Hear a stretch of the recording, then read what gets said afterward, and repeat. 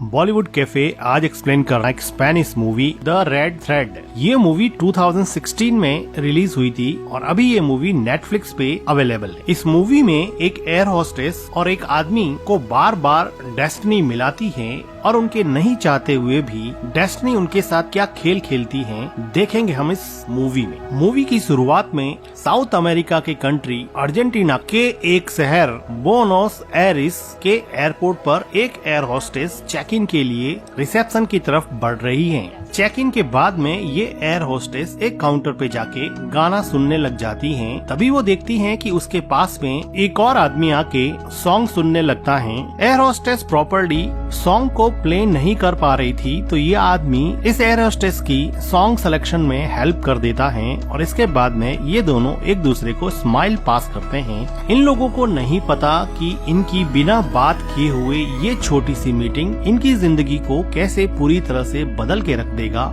The red thread जो इस movie का नाम है और एक चाइनीज प्रोवर्ब है जो ये कहती है कि irrespective of your place and time, आप कहीं पर भी पैदा हो या फिर कहीं पर भी रहे, किस्मत की डोर आपको अगर मिलाने में लग जाए तो फिर उसको कोई भी नहीं रोक सकता। इस डोर को या तो आप छोटा कर सकते हो या फिर इसको लंबा कर सकते हो, आप इसको कभी भी तोड़ नहीं सकते।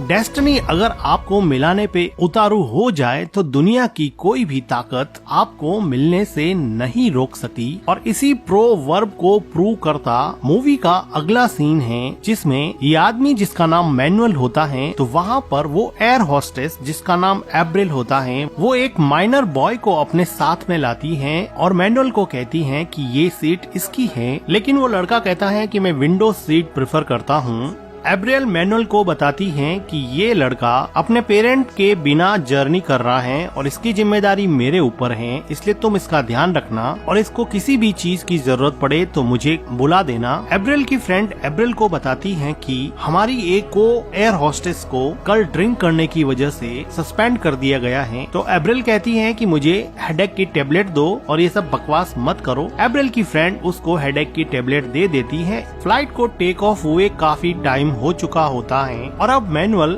एब्रिल के अकेले होने का वेट करता है और जब उसकी को एयर होस्टेस पैसेंजर्स को सर्व करने के लिए जाती है तो वो एब्रिल के पास चला जाता है। तो एब्रिल पूछती है कि क्या तुम्हें नींद नहीं आ रही है क्या? तो मैनुअल कहता है कि मुझे फ्लाइट की जर्नी से बहुत डर लगता है। तो एब्रिल पूछती है कि तुम आज ट्रेवल क्यों कर रहे हो, बिजनेस के लिए या प्लेजर के लिए? तो एब्रिल कहता है कि मेरे लिए बिजनेस और प्लेजर दोनों एक जैसी चीज है, क्योंकि मैं इनोलॉजिस्ट हूँ जो वाइन बनाने में एक्सपर्ट हूँ और मेरे वाइन बनाने का बिजनेस है। इस बात पे एब्रिल थोड़ी मुस्कुरा देती हैं और वो देखती हैं कि उसके पास में ही उसकी को एयर होस्टेस अपने किसी फ्रेंड के साथ रोमांटिक हो रही थी, जिसको देखकर ये दोनों एक दूसरे के सामने स्माइल पास करते हैं। ये दोनों मिलके कुछ देर और बातें करते हैं, तभी फ्लाइट में एक जर्क आता है। तो मैनुअल पूछता है कि क्या ये नॉर्मल है? तो एब्रिल कहती है कि ये बिल्कुल नॉर्मल है, फ्लाइट में ऐसा होता रहता है। तो मैनुअल एब्रिल को इशारे में कहता है कि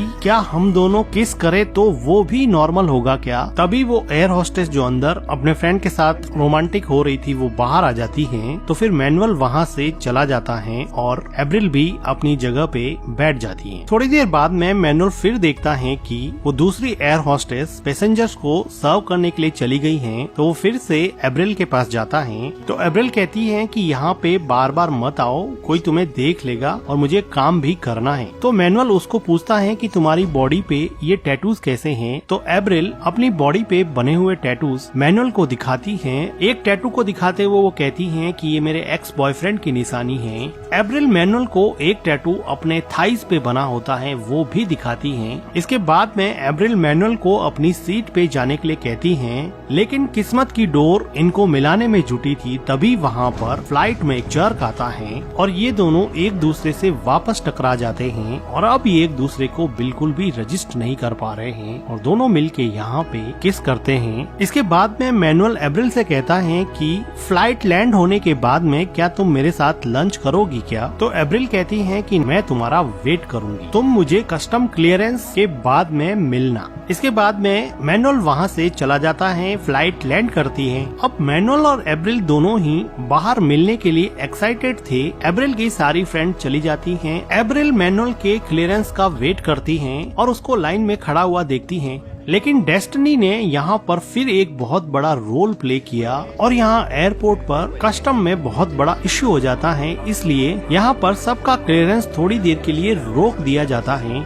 और सिक्योरिटी सभी पैसेंजर्स को वेट करने के लिए कहती हैं और किसी को भी क्लियर नहीं करती हैं, जिसकी वजह से अब एब्रिल मैनुअल का वेट करती ही रह जाती हैं और ये दोनों यहाँ पे नहीं मिल पाते। इन लोगों ने किसी भी तरह का फोन नंबर, ईमेल आईडी या कोई भी कांटेक्ट नहीं लिया था, जिसकी वजह से ये एक दूसरे को कांटेक्ट नहीं कर पाते हैं और देखते ही देखते 7 साल बीत जाते हैं। अब एब्रिल की शादी हो चुकी होती है, उसका हस्बैंड ब्रूनो जो एक म्यूजिकल रॉक स्टार है और इस हैप्पी कपल का एक 3 साल का बेटा है फेलिक्स। एब्रिल अब मैनुअल को पूरी तरह से भूल चुकी है, वो अपने बेटे और अपने हस्बैंड ब्रूनो के साथ बहुत खुश हैं। दूसरी तरफ मैनुअल की भी शादी हो चुकी है, उसकी वाइफ लॉरा एक फेमस प्रोफेशनल फोटोग्राफर है और इस हैप्पी कपल की भी एक डॉटर है। मैनुअल की वाइफ लॉरा मैनुअल को हद से ज्यादा प्यार करती हैं। ठीक उसी तरह एब्रिल का हस्बैंड भी एब्रिल को बहुत प्यार करता है और एब्रिल का हस्बैंड ब्रूनो भी एक रॉक स्टार होता है, इसलिए ब्रूनो को भी काफी जर्नी करनी पड़ती थी। इसलिए ब्रूनो और एब्रिल अक्सर अलग अलग फ्लाइट्स में ही घुमा करते थे।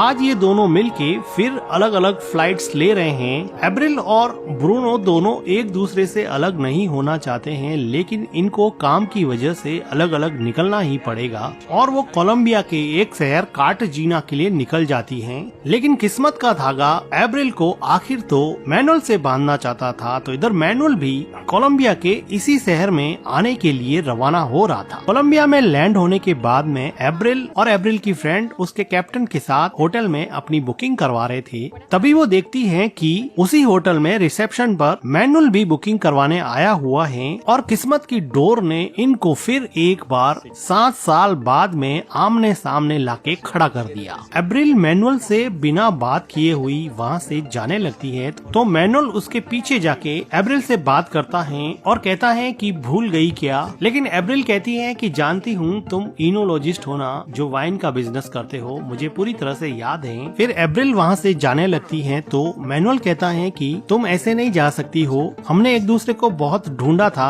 लेकिन हम एक दूसरे को मिल नहीं पाए, कम से कम अब ऊपर रूफटॉप रेस्टोरेंट पे चल के मेरे साथ लंच तो करना बनता ही है। इंसिस्ट करने पर एब्रिल एग्री हो जाती है और मैनुअल के साथ रूफटॉप रेस्टोरेंट में लंच करने के लिए ऊपर चले जाते हैं। एब्रिल कहती है कि मैं एयरपोर्ट पर 5 घंटे तक वेट करती रही लेकिन तुम नहीं आए, तो मैनुअल कहता है कि मेरा उस शाम को कस्टम क्लियरेंस हुआ ही नहीं था, इसलिए मैं एयरपोर्ट से बाहर ही नहीं आ पाया। फिर ये दोनों एक टेबल पर जाते हैं और लंच का ऑर्डर करते हैं। अब एब्रिल अपने हस्बैंड और अपने बेटे से बात करना चाहती है, तो वो देखती है कि यहाँ पर मोबाइल का नेटवर्क प्रॉपर नहीं आता है। एब्रिल फिर अपने हस्बैंड ब्रूनो और अपने सन फेलिक्स की फोटो मैनुअल को दिखाती है और मैनुअल भी अपनी वाइफ और अपनी डॉटर की फोटो एब्रिल को दिखाता है और वो कहती है कि आखिर तुम्हें तुम्हारा प्यार मिल ही गया। तो मैनुअल कहता है कि ये प्यार हम दोनों के बीच में भी हो सकता था, क्या तुम इसके बारे में नहीं सोचती हो? तो एब्रिल कहती है कि नहीं, जो चीजें नहीं हुई हैं उनके बारे में मैं कभी नहीं सोचती। मैनुअल कहता है कि मुझे विश्वास नहीं होता है कि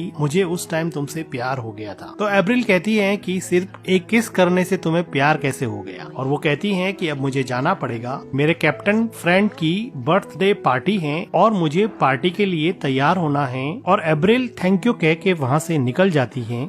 एब्रिल अपने होटल रूम में जाके अपने हस्बैंड और अपने बेटे से बात करती है। तभी वहाँ पर उसकी फ्रेंड और उसकी को एयर होस्टेस आ जाती है और वो एब्रिल को मैनुअल के बारे में पूछती हैं। तो एब्रिल उसको बता देती हैं कि अब तो वो शादीशुदा हैं, अब उसका एक बच्चा भी है और एक बहुत ही प्रिटी सी वाइफ भी है। एब्रिल कहती है कि ये सब छोड़ो, कैप्टन की बर्थडे पार्टी का टाइम हो गया है, जल्दी से रेडी हो जाओ, चलते हैं। दूसरी तरफ मैनुअल अपने रूम में बैठा बैठा अपनी वाइफ से लैपटॉप पे बात करता है और थोड़ी देर बाद में बोर होने की वजह से होटल की छत पे आ जाता है, जहाँ से वो देखता है कि एब्रिल अपने कैप्टन फ्रेंड की बर्थडे पार्टी में खूब एंजॉय कर रही है।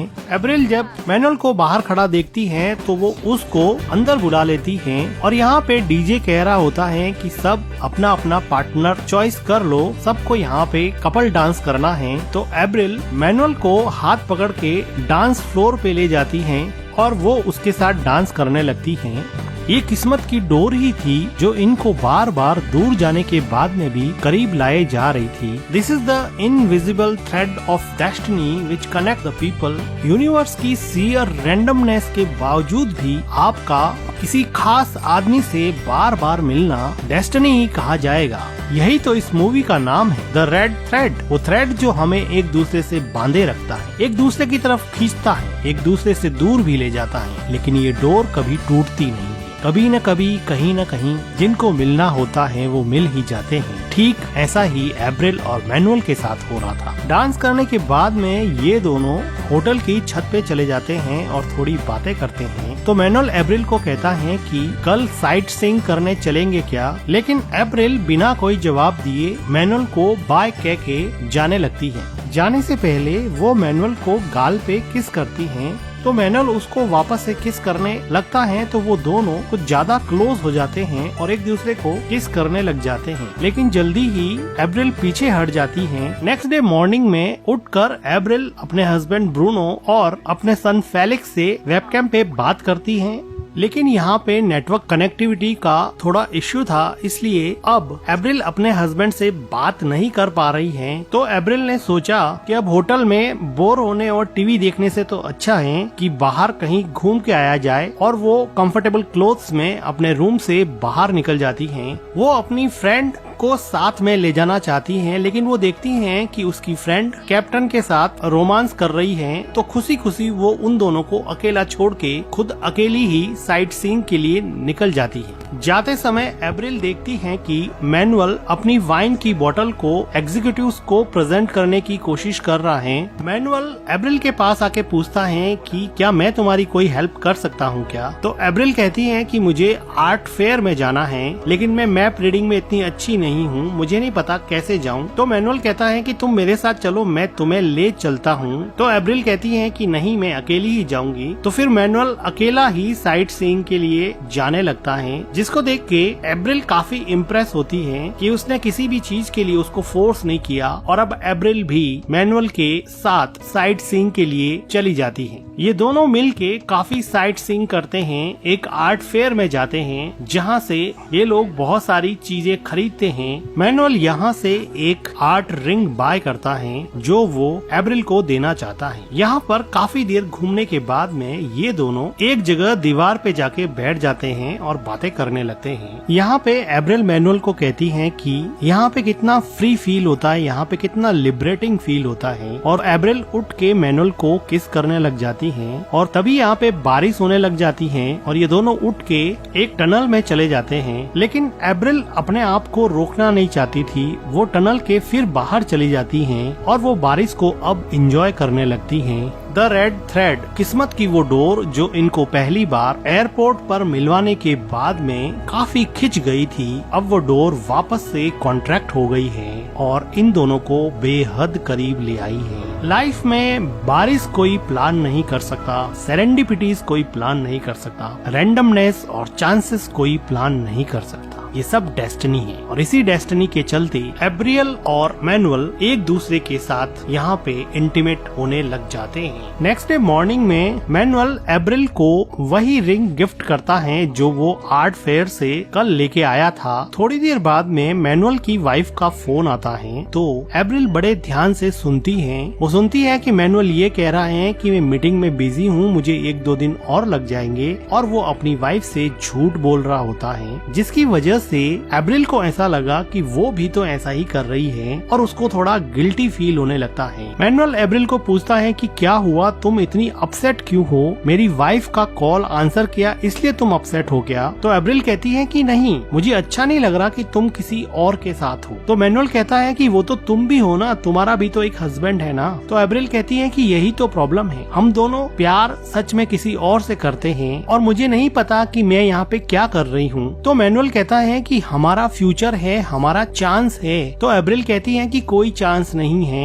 एक ही टाइम में 2 आदमियों को प्यार में नहीं कर सकती, और इसमें तुम भी कुछ नहीं कर सकते और मैं भी कुछ नहीं कर सकती। और वो अपसेट होके रोते रोते वहाँ से चली जाती है। रोते हुए एब्रिल अपने घर की तरफ निकल जाती है और मैनुअल भी अपने घर की तरफ उदास मन से चला जाता है। काफी दिन बीत जाते हैं अब मैनुअल का मन अपने काम में भी नहीं लग रहा होता है। वो बार बार फेसबुक पर एप्रिल की फोटोज देख के अपने आप को तसल्ली देने की कोशिश करता है। थक हार के मैनुअल अब एप्रिल को मैसेंजर पर मैसेज करता है कि अब मुझसे सहन नहीं होता है, चलो मिलते हैं। इंस्टेंटली मैसेज को एप्रिल पढ़ती है और कुछ सोचने के बाद में वो रिप्लाई करती है कि नहीं, मैं तुमसे नहीं मिलना चाहती। इस जवाब को पढ़कर मैनुअल काफी डिसअपॉइंट हो जाता है और एप्रिल ने भी ये जवाब अपनी खुशी से नहीं लिखा था। उसको पता था कि वो मैनुअल से मिलती रहेगी तो चीजें और ज्यादा बिगड़ जाएगी, इसलिए उसने अपने आप को रोक लिया था। लेकिन किस्मत की door, the thread of destiny ने कुछ और ही प्लान किया था। आज मैनुअल की वाइफ लॉरा, जो कि एक फेमस प्रोफेशनल फोटोग्राफर है, आज ब्रूनो, जो कि एक म्यूजिक रॉक स्टार है, उसका फोटो शूट कर रही है और उसके साथ में उसकी वाइफ एप्रिल भी आई है। ऐसे तो मैनुअल कभी भी अपने वाइफ की फोटो शूट साइट पे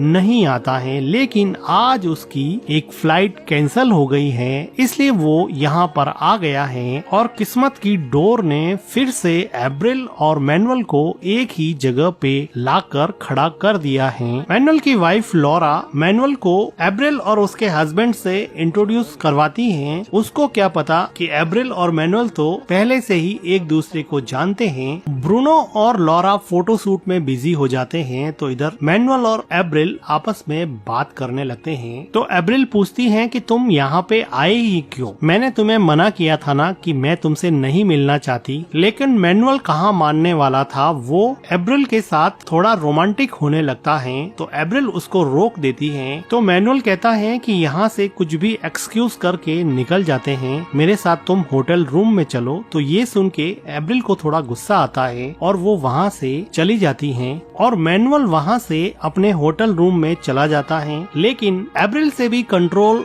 हो नहीं रहा था तो वो फाइनली मैनुअल के रूम में जाती है और उसके साथ इंटीमेट होती है। तभी वहाँ पे फोन रिंग करने लगता है और जब एप्रिल फोन पिक करती है तो उसको पता चलता है कि उसके फोन पे 20 मिस कॉल आए हुए हैं जो उसने पिक नहीं किए क्योंकि वो मैनुअल के साथ रोमांटिक हो रही थी। आज वो अपने बेटे फेलिक्स को स्कूल से पिक करने जाने वाली थी, लेकिन बीच में मैनुअल आ गया और वो उसके साथ रोमांटिक होने के चक्कर में अपने बच्चे को स्कूल से पिक करना भूल गई। तो उसकी टीचर ने एप्रिल को बहुत बार कॉल किए और फाइनली उसने फेलिक्स के डैड ब्रूनो को बुला के फेलिक्स को स्कूल से पिक करवाया।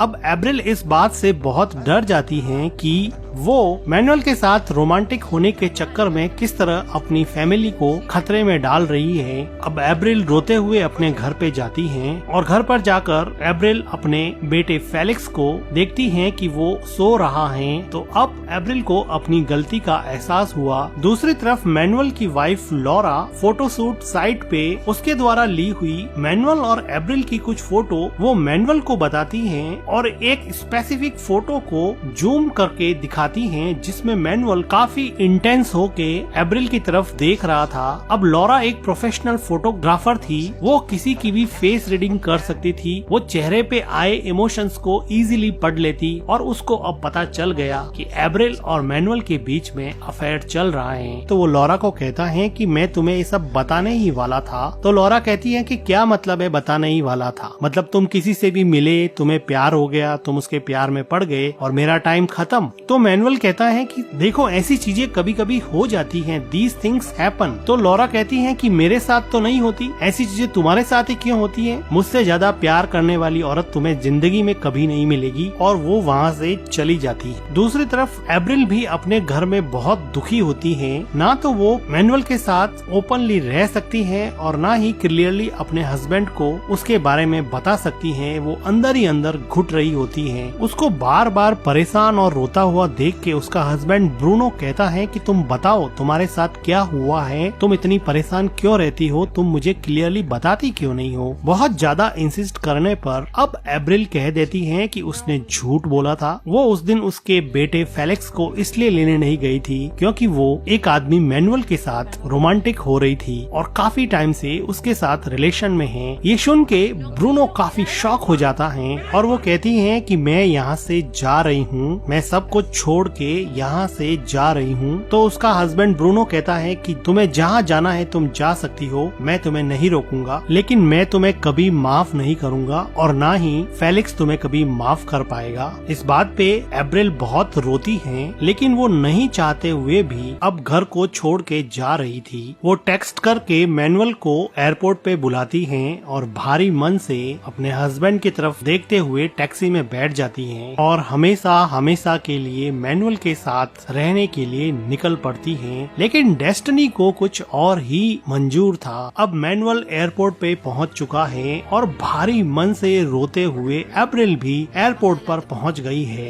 एब्रिल कार में बैठी बैठी मैनुअल को देख के बहुत रोती है। उसको समझ में नहीं आ रहा कि वो क्या करे। वो अपने हस्बैंड और बेटे को छोड़ के आई है और मैनुअल के साथ नई जिंदगी शुरू करना चाहती है। ये वही सपना है जो उसने कई सालों पहले अपने हस्बैंड के साथ भी देखा था। अब वो एक नई खुशी की तलाश में अपनी सारी दुनिया छोड़ के निकल पड़ी है। भारी मन से हिम्मत बटोर कर एब्रिल मैनुअल को मैसेज करती है कि मैं आज तुमसे नहीं मिल सकती।